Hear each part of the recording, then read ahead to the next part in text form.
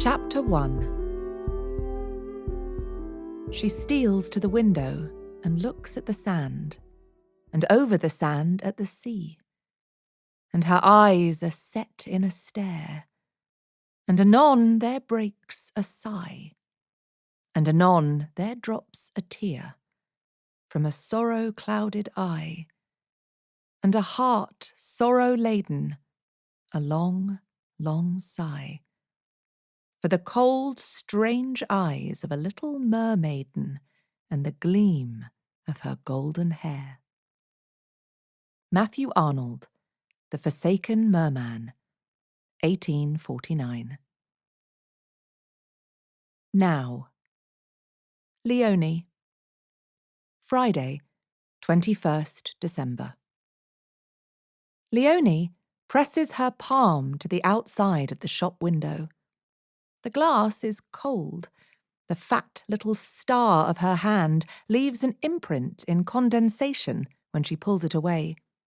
She laughs and slaps her hand back on the window, stamping another and another, a bit like when she does potato printing at the kitchen table, the potatoes soon left aside in favour of dipping her hands straight in the paints. She concentrates on tracing the outlines of the handprints with a fingertip before they fade away. "Mama," she says, "come look, me do painting." Behind her, a handbag stands abandoned on the pavement. She turns around, toddles over, picks up the bag.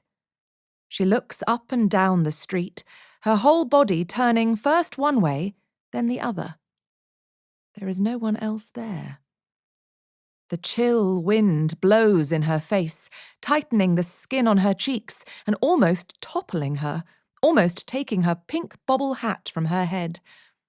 2 bobbles, like a teddy bear's ears.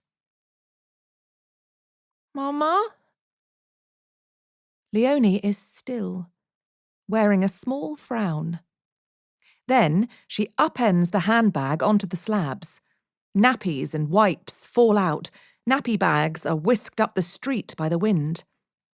There is a coin purse, a collection of receipts, a bunch of keys attached to a smooth pebble with a hole in it. Picking up the pebble, she shakes the keys so that they rattle, then drops the lot back on the ground. A fruit bar, half finished and wound into its torn wrapper, is what she reaches for next. She has it in her mouth when she hears the shop bell. The heavy door creaks as it opens, spilling yellow light and warmth onto her fingers, now almost blue with cold, that peep out beyond the cuffs of her coat. Though it isn't late, it's nearly dark, the shortest day of the year. The girl toddles towards the shop's light, towards the Christmas tree just inside, past the stranger at the door, who has stepped aside to let her in, who is saying, "Where's your mummy?" Leonie reaches for a bauble, a shiny thing, sparkling. There's a chocolate bell, too, and she drops the fruit bar to take it in her hand. "Whose child is this?" calls the stranger, as the man from behind the counter comes forward, rubbing his hands together, his eyes wide with concern. "Mama?" says Leonie to the shopkeeper, recognising nothing but the worry in his expression. Her bottom lip wobbles in uncertainty. Then her grip on the foil-covered decoration is lost, and it hits the floor tiles, smashing into pieces that scatter from the wrapping as it splits. There is stillness as she looks at all the bits in turn, her face registering surprise.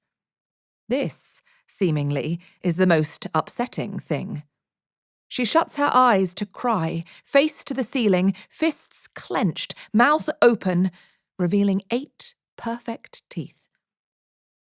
The customer crouches, hovering his hand near the toddler, saying, "Shh, it's okay, don't worry, we'll find Mama."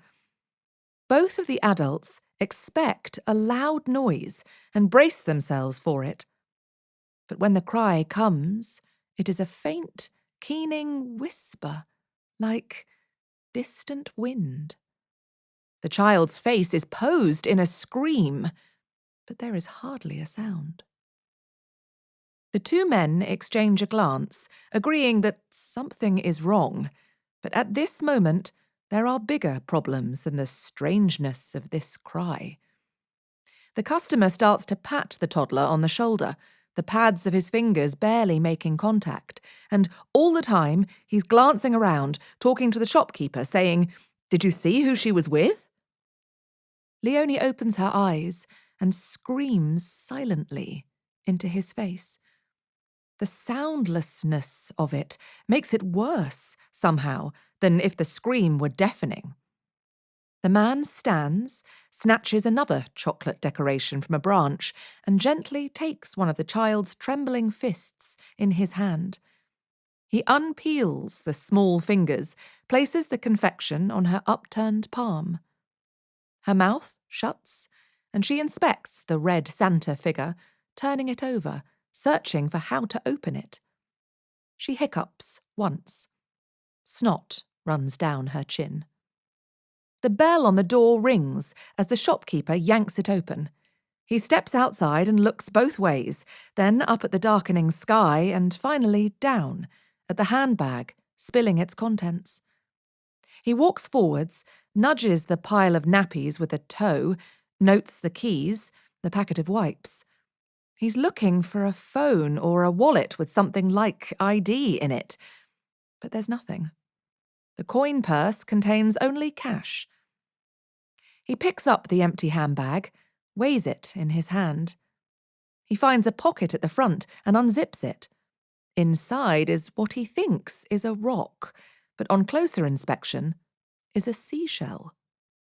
One or two snowflakes swirl in the wind, landing on the concrete and making wet speckles. In the distance, the seals call to each other across the waves, making a sound like human screams. But besides a slight jerk to the head, the man doesn't react. If you live here, it's a familiar sound, the seal song, like that of the waves and the gulls.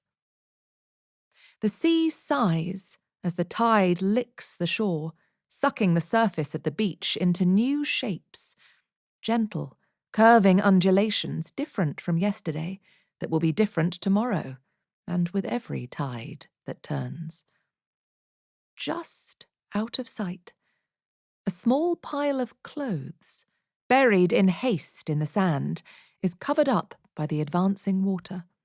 Gentle eddies loosen the folds of the fabric, so that a parka slowly unfurls like a flower opening in the darkness. Soon, the sea will probe further, uncovering the heel of one boot. Later, the clothes will be completely removed from their rudimentary hiding place by the many strong hands of the currents. Later still, they will be scattered on 7 different shores. The other boot will remain here, wedging itself between 2 rocks, unseen by anyone until the litter pickers come in the spring.